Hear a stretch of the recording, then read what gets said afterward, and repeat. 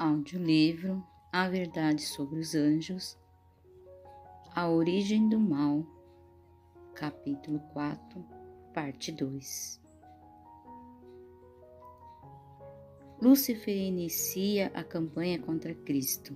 Satanás iniciou a obra de rebelião entre os anjos que estavam sob seu comando, procurando difundir entre eles o espírito de descontentamento. Agiu de modo tão ardiloso que muitos dos anjos se comprometeram com ele, antes que seus propósitos fossem plenamente conhecidos. Satanás ambicionava as mais elevadas honras que Deus havia concedido a seu filho, passou a invejar a Cristo e começou a semear entre os anjos que o honravam como querubins, cobridor o sentimento de que não recebera a honra que sua posição demandava. Por meio de sutis insinuações de que Cristo havia usurpado o lugar que pertencia a ele, Lúcifer lançou as sementes da dúvida na mente de muitos dos anjos. Sua obra de engano foi efetuada com tão grande sigilo que os anjos em posições menos elevadas presumiram que ele fosse o governante, e os anjos leais e sinceros procuraram reconciliar esse anjo poderoso e rebelde com a vontade do Criador. Justificaram o ato de Deus de conferir honras a Jesus Cristo e com poderosos argumentos tentaram convencer Satanás de que ele próprio não possuía agora menor honra do que antes de o Pai proclamar a honra especial conferida ao Filho. Mostraram-lhe claramente que Jesus era o Filho de Deus, insistindo com ele antes que os anjos tivessem sido criados e que sempre estivera à destra de Deus, sem que sua terna e amorável autoridade jamais tivesse sido questionada, nem dera a ele qualquer ordem que os seres celestiais não tivesse cumprido. Alegremente argumentaram que o fato de Cristo ter recebido honras especiais por parte do Pai na presença dos anjos não diminuía a honra que ele, Satanás, havia recebido até então. Lúcifer obteve a simpatia de alguns de seus associados ao seguir a ideias e crítica ao governo de Deus. Esta má semente foi semeada de maneira muito sedutora, e depois de ter brotado e criado raízes na mente de muitos, ele reuniu as ideias que ele próprio havia primeiro implantado na mente de outros e os trouxe perante a mais alta ordem de anjos, como se fossem ideias de outros, mentes contra o governo de Deus. O princípio, Lúcifer havia dirigido suas tentações de tal maneira que ele próprio não pareceu estar comprometido. Acusou de indiferença aos interesses dos seres celestiais, aos anjos que ele não pode trazer completamente para seu lado. Acusou os anjos fiéis da mesma obra que ele próprio estava realizando. Sua estratégia consistia em confundir com sutis argumentos referente aos propósitos de Deus tudo que era simples. Ele envolvia em mistério e por meio de astuta perversão lançava a dúvida sobre as mais claras afirmações de Jeová, e a sua elevada posição, tão intimamente ligada com o governo divino, dava maior força às suas alegações. O primeiro esforço de Satanás para derrubar a lei de Deus, que ele iniciou entre os santos, habitantes do céu. Pareceu por algum tempo estar funcionando. Milhares de anjos foram persuadidos. O governo de Deus incluía não apenas as habitantes do céu, mas também todos os mundos criados. Satanás pensou que se fosse capaz de arrastar consigo a rebelião, as inteligências celestiais também dominaria os outros mundos. Aqui por certo tempo Satanás esteve em vantagem. Exultou a esse respeito em sua arrogante superioridade sobre os anjos do céu e até mesmo sobre Deus.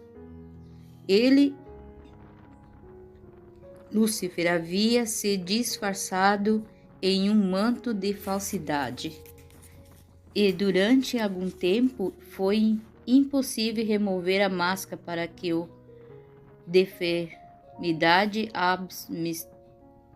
abominável de seu caráter pudesse ser percebida. Foi necessário esperar que ele próprio revelasse suas obras cruéis, astutas e más.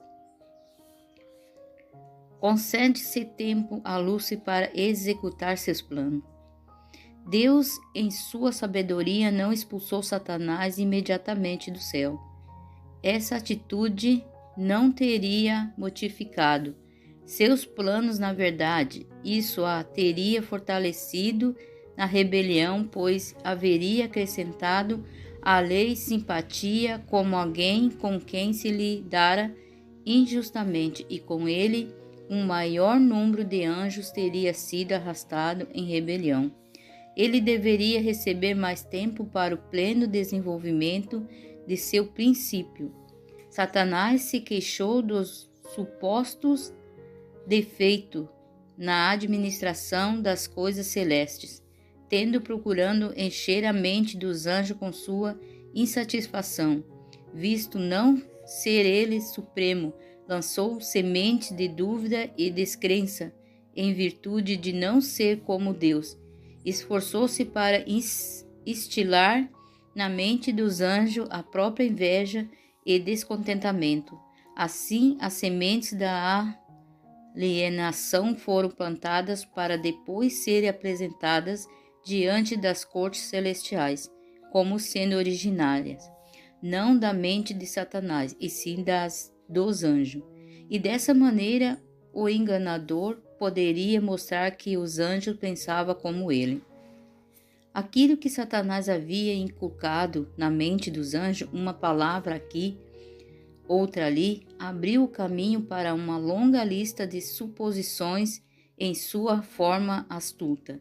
Ele extraiu expressões de dúvida da parte deles, assim quanto foi questionado, acusou aqueles que ele próprio havia doutrinado, colocou toda a desinfeição nos lábios daqueles que havia dirigido. Lúcifer começou a insinuar dúvida com respeito às leis que governavam os seres celestiais, dando a entender que, embora as leis pudessem ser necessárias para os habitantes do mundo, os anjos, mais elevados por natureza, não necessitavam dessas restrições, pois sua sabedoria era um guia suficiente. Lúcifer tentou abolir a lei de Deus. Alegava que as inteligências não caídas do santo céu não necessitavam de lei, pois eram capazes de governar a si mesmas e de preservar imaculada integridade. Nem mesmo os anjos fiéis reconheceram plenamente de Lúcifer o caráter, e essa é a razão porque Deus não o destruiu imediatamente. Se os tivesse feito, os santos anjos não teriam percebido o amor e a justiça de Deus. Uma dúvida quando a bondade de Deus teria sido como uma semente que produziria um amargo fruto do pecado e da desgraça. Por isso foi poupado o autor do mal, para desenvolver plenamente o seu caráter. Os anjos debatem as questões. Enquanto alguns dos anjos se uniram a Satanás em rebelião, outros procuravam dissuadi-lo de seus propósitos e defendiam a honra e sabedoria de Deus em conceder autoridade ao seu filho. Contudo, Satanás se perguntava por que a razão teria Cristo recebido poder ilimitado e posto no comando mais elevado que o dele. Satanás se recusou a ouvir, afastou-se dos anjos leais e sinceros, acusando-os de servilismo, e esses anjos fiéis a Deus assombraram-se ao ver o êxito de Satanás. Em promover a rebelião, ele lhe prometeu um novo governo, melhor do que aquele que até então havia conhecido, no qual tudo seria liberdade.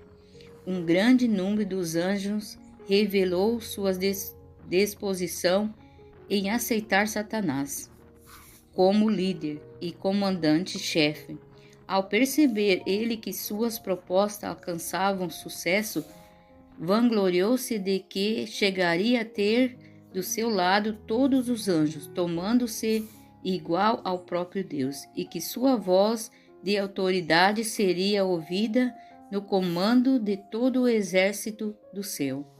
Uma vez mais, os anjos leais demonstraram Satanás, assegurando-lhe de que seria as consequências se persistisse em rebelião, que aquele que criara os anjos poderia imediatamente seu poder subverter toda a autoridade deles, e a terrível rebelião. Imaginar que um anjo pudesse resistir à lei de Deus tão sagrada como ele mesmo exortaram.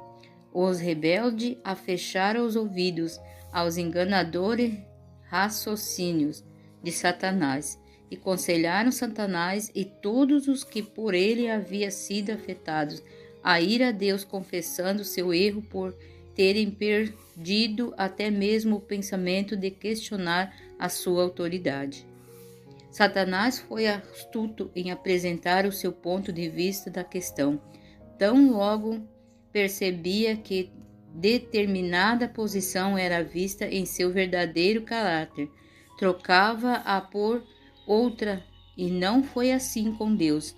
Ele podia atuar apenas com uma classe de armas, a verdade e a justiça, e Satanás podia usar o que Deus não usaria, o engano e a fraude. A obra feita sorrateiramente por Satanás foi tão sutil que não pôde ser distinguida diante dos exércitos celestiais como aquilo que realmente era. Esse estado de coisa existiu por longo tempo antes de Satanás ser desmascarado e os maus seres expulsos. Em sua grande misericórdia, Deus suportou Satanás por muito tempo. Ele não foi imediatamente expulso de sua posição elevada. Ao alimentar o espírito de descontentamento, nem mesmo quando começou a apresentar suas falsas alegações diante dos anjos fiéis, permaneceu ainda por muito tempo no céu. Várias vezes lhe foi oferecido perdão, sob a condição de que se arrependesse e se submetesse. O espírito de descontentamento e hostilidade nunca antes havia sido conhecido no céu. Era um elemento novo, estranho, misterioso, explicável. Ao princípio, o próprio Lúcifer não esteve ciente da natureza verdadeira de seus sentimentos. Durante algum tempo, receou expressar seus pensamentos e planos, no entanto, não os repeliu.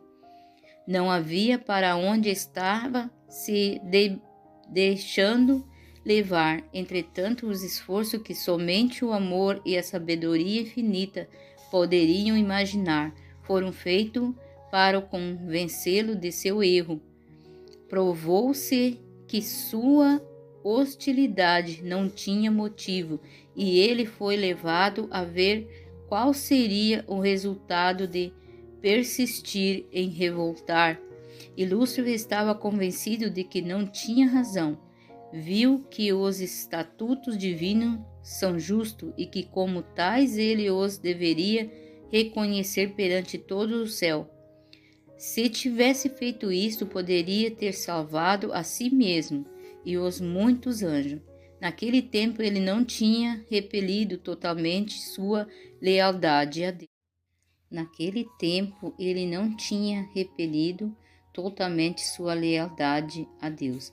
Embora tivesse deixado sua posição como querubim cobridor, teria sido reintegrado em sua função, se estivesse disposto a voltar para Deus, reconhecendo a sabedoria do Criador e satisfeito para o lugar a ele designado no grande plano de Deus.